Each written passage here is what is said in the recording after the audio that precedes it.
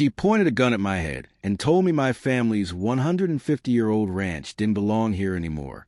That's when I made the decision to buy the entire HOA and kick her out of the neighborhood she thought she controlled. What would you do if someone pulled a gun on you just to take your land? Would you fight back or walk away? My name's Luke Hawthorne. I was born and raised on a stretch of red dirt and dry grass that runs 150 acres deep in the heart of Texas. This land, my land, has been in my family for a century and a half. Great-great-granddaddy carved out of the wilderness with nothing but a horse, a busted wagon, and a dream that smelled like cattle and looked like open skies. Over the years, it became more than a ranch. It became a legacy. Every board in the barn, every dent in the old water tank, every rusted chain and chipped fence post, my family put there. My father, his father, and his before that. We weren't rich, but we were proud. I grew up throwing hay bales before I could read properly and branding calves before I could spell the word heritage. That's what this place was, a living piece of history.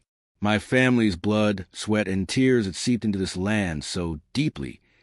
You could almost hear them whispering in the wind at dusk. That peace lasted for generations, until the day civilization crept too close. It started about 4 years ago when a developer bought the old cotton field next to my southern property line. Within months, there were bulldozers, cement mixers, and real estate signs up like mushrooms after a rainstorm. I watched from my porch, beer in hand, as my solitude vanished acre by acre. They called it Hawthorne Hills, without asking me. Mind you, it was marketed as an exclusive suburban community offering rustic charm with modern luxury. I should have known that was a bad omen. At first, I tried to ignore them. The neighbors were mostly young couples from the city folks with solar panels, tiny dogs in sweaters, and kids named things like Axton and Braley. They were polite enough, but awkward around me. Maybe it was the cowboy hat or the mud-cake boots. Maybe it was the cow manure. Who knows? But then came the HOA. You ever want to see the devil in a pantsuit? Meet an HOA president with too much time and too little respect. Her name was Lori McDaniels. She looked like the kind of woman who drank her coffee lukewarm and wore lipstick to bed. Early 50s, probably divorced, definitely mean-spirited, and ran the HOA like it was her personal kingdom. Clipboard always in hand, heels clicking like gunshots. She was the type who believed the world should be neat, pastel, and under her control. The first time she introduced herself, I was mending fence out front. "You the one who owns this ranch?" she said, wrinkling her nose like the word itself tasted sour. I wiped the sweat off my brow. "Yep, been in my family 150 years. "Well, we've got some concerns," she said, gesturing vaguely toward the cows. "There's a smell, and the barbed wire? It's visible from our community road." I leaned on the fence. "That's because it's on my land." "Well, your rusted farm equipment is lowering our property values," she continued. "And your rooster is extremely loud. We've had complaints." I stared at her, deadpan. "Ma'am, Clyde's been waking people up since before your neighborhood existed. He's the only one on this property with a real job." She narrowed her eyes and scribbled something down. That was the beginning. What followed was a flood of HOA letters. Even though I wasn't part of the HOA. Weekly complaints. Monthly threats. They claimed my cows were trespassing if they so much as looked over the fence. My tractor was visually aggressive. My barn was non-compliant in color palette. I ignored them. After all, they had no jurisdiction over me. My ranch existed outside the HOA lines. But that didn't stop them from trying. One week, they put up signs, private HOA road, no trespassing, on land that crossed into my access road. When I took them down, Lori filed a complaint with the county, claiming I was aggressive and hostile. The deputy who came out shook his head and said, "Don't worry, Luke, she's nuts." But nuts can still make your life hell. It wasn't just her, either. A few of the more entitled neighbors followed suit. Some teenagers broke my fence trying to rescue my pigs because they thought I was exploiting animals. One couple filed a noise complaint because of coyotes howling at night. Coyotes! like I was supposed to go out and shush them with a bedtime story. Then came the beautification notices. They started mailing me glossy flyers, inviting me to sell and relocate. The HOA was interested in restoring the environment and preserving harmony. Their offer was laughable, half the land's value. But it wasn't about money. It was about pride. My great-grandfather would roll in his grave if I sold off the homestead to a group of yoga moms and HOA thugs. So I did what any rancher would do.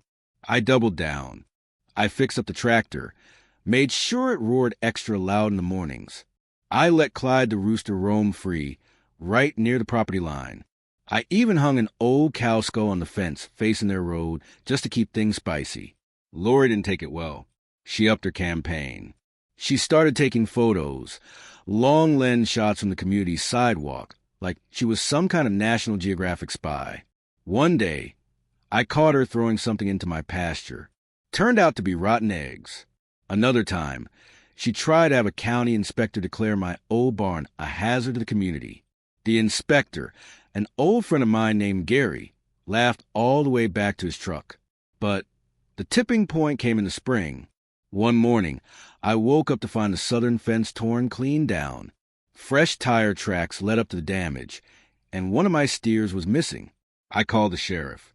We found the steer wandering near the HOA clubhouse, skittish and bruised. Nobody claimed responsibility, but I had my suspicions. A few nights later, I was burning brush near the west end of the property when I noticed headlights near the fence. I crept over quietly and caught a group of teenagers, probably from the HOA, spray painting my barn wall. They ran when I shouted, but one dropped their phone. That was a fun little call to their parents. I thought maybe, just maybe, that would be the end of it. I was wrong. Lori wasn't done. Not by a long shot. The final straw came on a Tuesday morning that started out quiet. Too quiet. The air was still, and the sun barely cleared the hills when I saw a black Cadillac idling at the edge of my property. I climbed into my truck and drove down. Lori was standing there with two men in suits. One had a clipboard. The other had the smile of someone who thinks he's smarter than you just because he wears shoes without dirt on them. Mr. Hawthorne, the clipboard man, said, "We represent the HOA board. We're here to make you a final offer. The board has voted unanimously to petition the county to rezone your land." I laughed. Good luck with that. This land is zoned agricultural. Always has been. He nodded. We'll see what the county says. That's when Lori stepped forward and did something I never expected. She reached into her purse and pulled out a small handgun, pointed it straight at me. "I'm tired of your games," she said. "You're a menace. This land belongs to the future. If you don't want to be part of it, then maybe it's time someone makes you." For a moment, the world went still.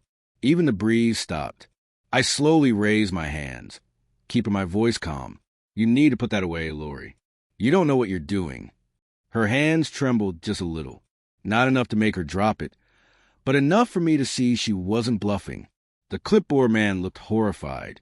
"Lori, what the hell are you?" She didn't lower it. Not until I backed away and got in my truck. I called the sheriff. Again, he came out, watched the security footage from my front gate camera, and shook his head. "She's gone too far this time," he said. But even then, there was doubt in his voice. "She's got money, lawyers, HOA backing. You'll need more than footage to make her go away." I sat on my porch that night, staring at the fence line. My land stretched out before me, peaceful and stubborn as ever. Lori had crossed a line. I wasn't going to fight her with fists or guns. I was going to fight her with something worse. Money and brains.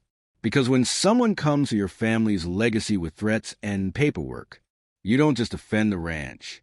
You make them wish they'd never found it on the map. The morning after Lori pointed a gun at me, I woke up with a steel weight in my chest and the smell of burnt cedar still hanging in the air from last night's brush fire. I didn't sleep much. Who could? Someone pulling a gun on you, on your land, isn't something you forget. Even after calling the sheriff and showing him the camera footage, I knew it wasn't over. Lori wasn't the type to get scared and back off.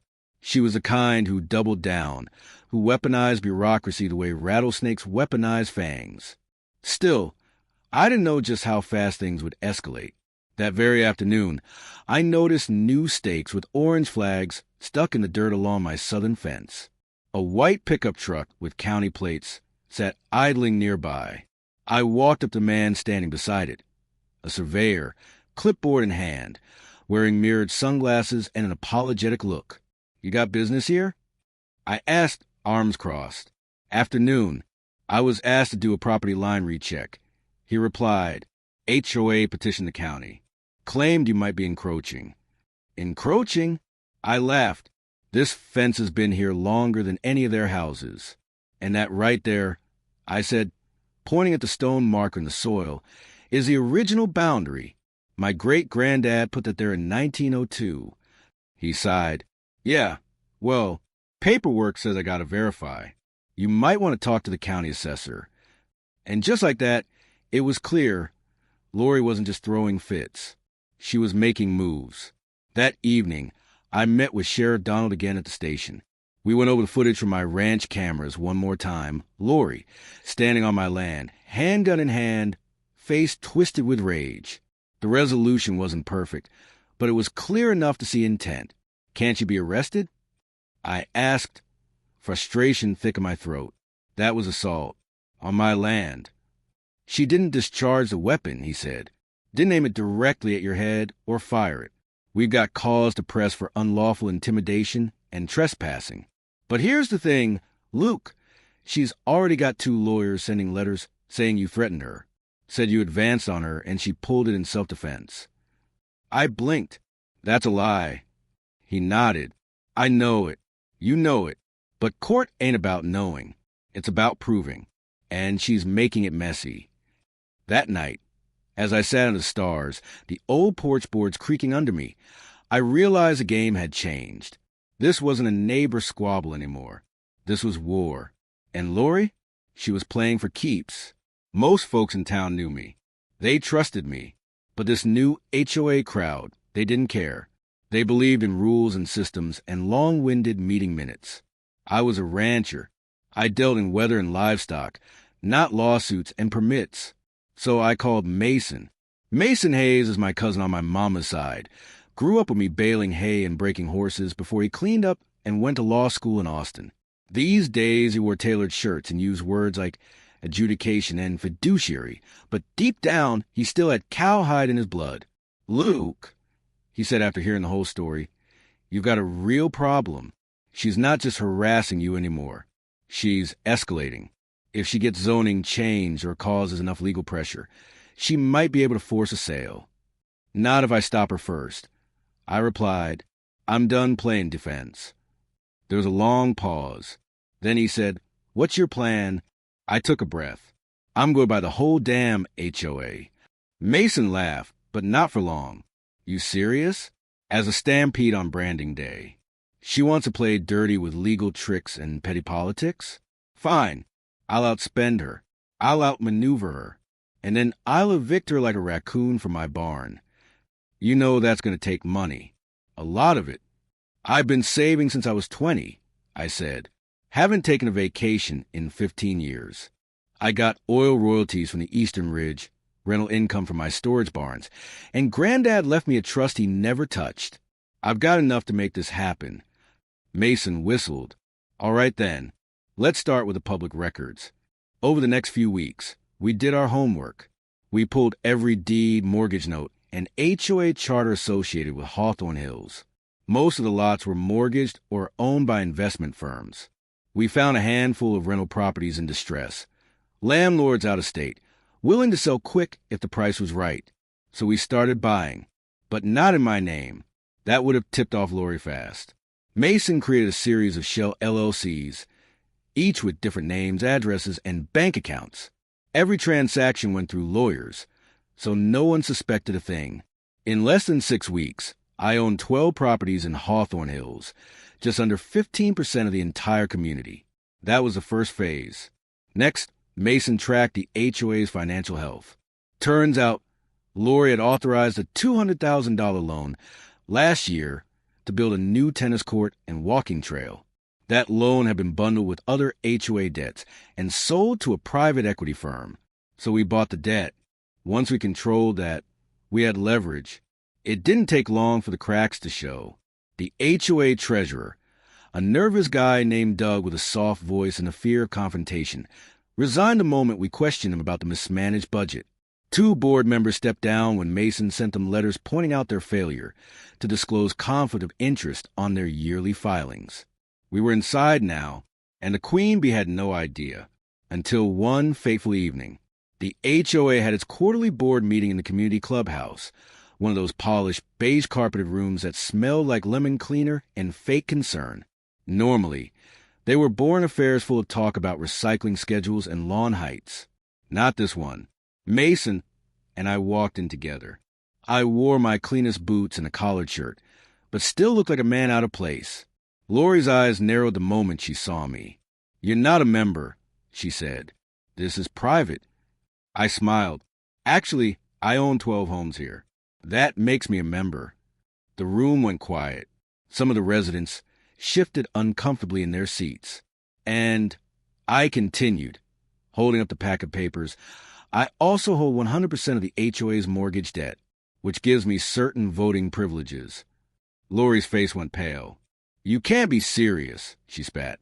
"I am, and I'm moved to call for a special election to replace the HOA president."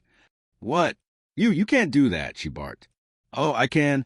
It's in your own charter," Mason said, tapping the highlighted clause. "If a member holding over 10% of residential properties requests an election and provides written notice, the vote must be held immediately."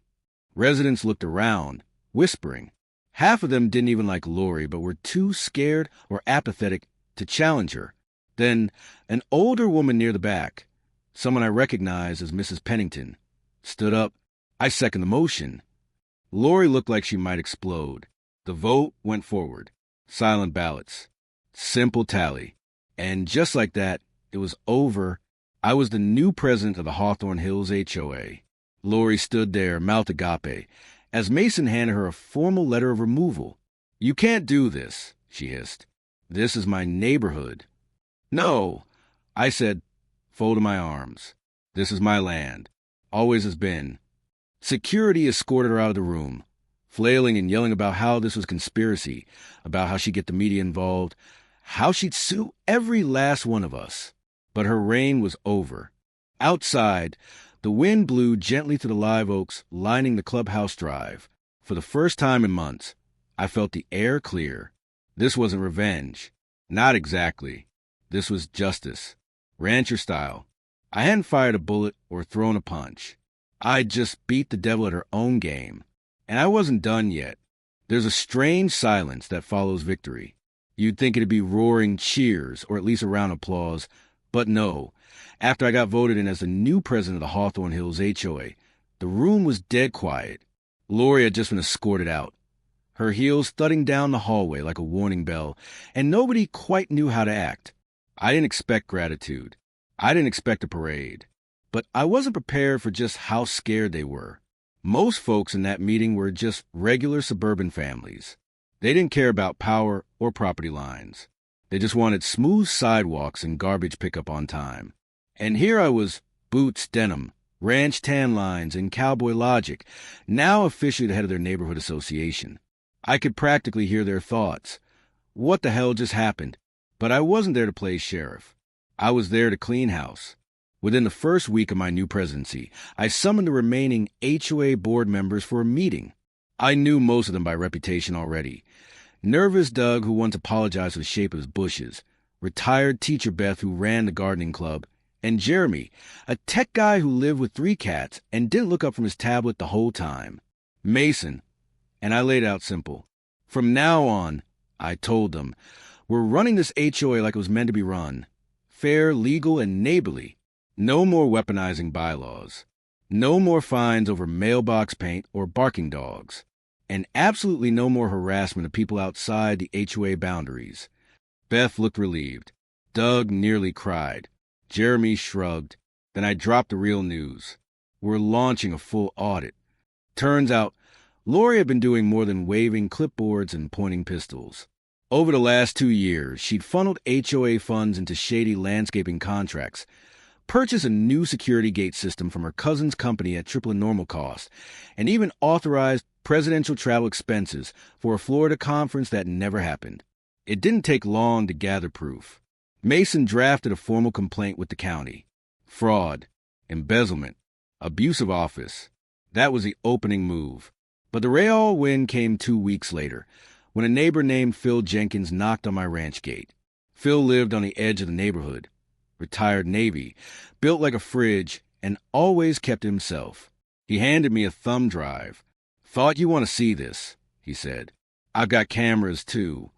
Turns out, Phil's security system had picked up the day Lori pulled a gun on me, but from a better angle. Crystal clear.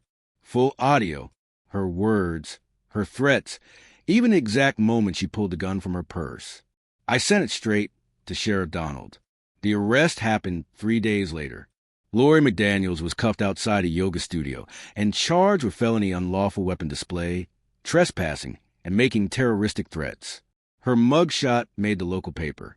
Her ex-husband apparently used it in a custody battle to get their dog. When I saw her face, confused, betrayed, still trying to figure out how the world had turned against her, I didn't feel proud. I felt finished. But that wasn't the end of it. After Lori's arrest, the media came sniffing. Some local reporter named Jenny Chin showed up at the ranch with a cameraman and a big smile. "Mr. Hawthorne, is it true you bought into the HOA just to take it over?" "Sure is," I said. Didn't want to, but some folks left me no choice. "And how do you respond to claims that you're abusing your new authority?" I just smiled. "Lady, I'm not using authority. I'm using common sense. People should be able to plant a tomato in their front yard without filling out a 6-page form." That quote ended up all over Facebook. Half the town treated me like a folk hero. The other half treated me like a lunatic. But here's the funny part. Things actually got better. I rewrote the HOA bylaws to focus on community improvement, not control. We reduced fines, simplified rules, and got volunteers instead of overpriced contractors to fix community problems. People liked it. Hell, some even liked me. I was invited to a kid's birthday party. Baked goods started showing up at my door. One family even asked if they could board a few goats on my land, so their kids could learn about farm life. It was surreal, but not everyone was happy. There were still loyalists, people who believed in strict lawns and stricter rules. They accused me of being a rural dictator, in HOA clothing. I found a few angry letters in my mailbox. Some passive-aggressive emails made it into the HOA inbox. I didn't care. Let them whine. My family didn't survive droughts, cattle disease, and the Great Depression just to be bullied off our land by someone who got their rules from Pinterest. Still, I knew the fight wasn't over. Because Lori, she posted bail. And the moment she was out, she started threatening lawsuits. She claimed she was entrapped, framed, and victimized by a rogue rancher with grudge. She threatened to sue the HOA, me personally, the sheriff's department, and the local newspaper. Said she had powerful friends and legal leverage.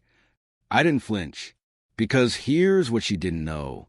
I had quietly filed a civil suit against her myself, one for trespassing, harassment, and emotional distress, combined with the fraud charges and financial audit. She was staring down the barrel of bankruptcy. The best part? She couldn't afford to live in Hawthorne Hills anymore. As president of the HOA, I called an emergency vote. With a 2/3 majority, we revoked her residency privileges due to felony charges and violation of community safety codes. The board voted unanimously to evict her. Lori would serve her notice on a Friday morning. I was in my truck when I saw the moving van pull up. Neighbors peeked out their windows as she stood on her perfectly manicured lawn, screaming into her phone, still denying everything, still blaming everyone else. She fought. She wept. She tried to argue with the movers. But rules are rules. The very same bylaws she once used as a weapon were now to boot kicking her out. The irony was almost too perfect. 1 week later, the house was listed for sale. I bought it, paid in cash. and turned it into a free community center for block parties and gardening workshops. They say revenge is best served cold, but I don't believe in revenge. I believe in correction. This wasn't personal anymore. This was about restoring balance to my land, my peace, and the people who just wanted to live without fear being cited for having the wrong shade of mulch. Lori may have started a war with a clipboard and a pistol, but I ended it with patience, paperwork, and cowboy logic. And the best part? I still had Clyde the rooster crowing proudly every morning by the HOA sign. Justice never sounded so good. 3 weeks after Lori McDaniels was officially evicted from a neighborhood she once ruled like a queen, the air in Hawthorne Hills finally started to feel breathable. Gone were the daily HOA emails lecturing folks about garden gnome regulations. Gone were the surveillance cameras Lori had installed at every entrance. Gone were the threats, the fines, the weaponized citations written in Comic Sans but backed by real fear. Her departure was a turning point, but it wasn't the finish line. Because once the dragon is slain, you've got to rebuild the village it scorched. The first step was fixing the culture. As new HOA president, I sent out a letter, not a legal notice, not a citation, a real letter, signed by hand, with a friendly tone and no hidden threats. It started like this. Howdy, neighbors. I know I ain't what y'all expected when you moved here. I wear boots instead of loafers, ride horses more than cars, and I don't much care for PowerPoint. But I care about community, and I care about respect. If you're willing to meet me halfway, I reckon we can make this neighborhood better than it's ever been. I meant every word of it. That letter did more than any legal maneuver could. People started stopping by. They brought pies, shook my hand, introduced themselves not with suspicion, but with curiosity. I met veterans, teachers, retirees, even a few folks who had voted against me, but now admitted they were glad I'd won. Funny how quickly folks can change their minds once the fear is gone. The next phase was transformation. We held our first town hall at the community center, the same building I'd bought after Lori's eviction. I could tell folks were nervous. For years, HOA meetings have been places where people want to get punished, not heard. So I started by saying, no one here is in trouble.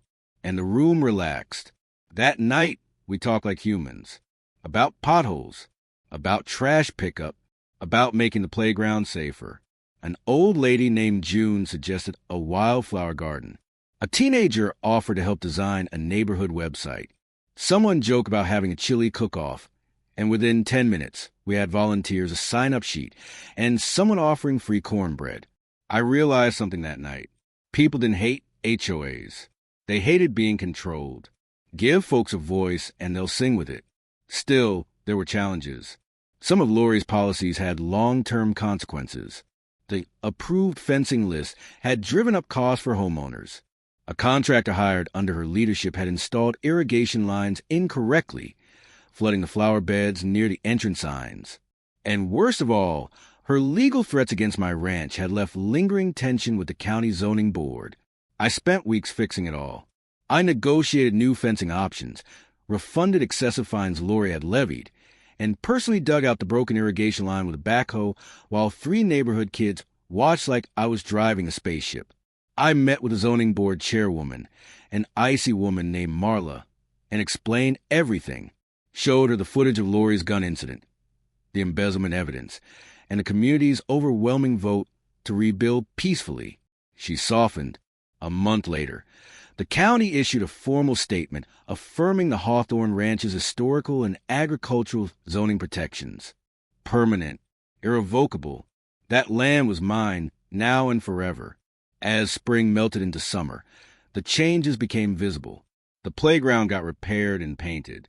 A community bulletin board popped up by the mailbox cluster.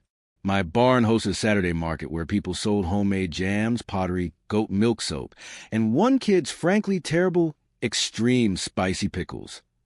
I didn't have the heart to tell him they tasted like regret. We planted wildflowers at the entrance, just like June wanted. A retired architect helped design a better parking layout for the community center. A local muralist painted a colorful ranch scene on the clubhouse wall, featuring my horse, Bonnie, front and center. Bonnie's not much for fame, but but she seemed to like the attention. And Clyde the rooster? He became a mascot. Someone made him an Instagram. But the best part came one morning in July. I was walking along the trail between my ranch and the subdivision, where once there had been tension, now there was nothing but tall grass and morning sun, when I saw a small girl standing by the fence. She was maybe 6, red curls and freckles, holding something in her hand. "Hi," she said. "Are you the cowboy?" "Reckon I am," I replied. She held up a tiny basket. Inside it, 3 eggs. "I found these. Are they yours?" I looked closer and laughed. "Those are from Clyde's girls. You found him fair and square, though. Can I keep them?" "You bet, but let your mama know they're fresh. No stickers on those ones." She beamed and ran off. Simple, pure, undeniably human. That's what Lori never understood. Community isn't built on rules. It's built on moments like that. I never saw Lori again. Last I heard, she'd moved 3 counties over, trying to join another HOA board. Rumor has it she didn't last long. Some people don't learn. But I did. I learned that petty revenge can be powerful, but only if it builds something better afterward. I didn't just beat Lori. I healed what she broke. And in doing so, I protected what mattered most. Not just my ranch, but my roots, my people, my peace. The land still hums the same song it always did. Wind over grass. Cows lowing in the distance. Clyde announcing the dawn like he's got something important to say. And I reckon maybe he does. Something like, "Don't mess with a cowboy's land, unless you want a lesson in how real folks fight back."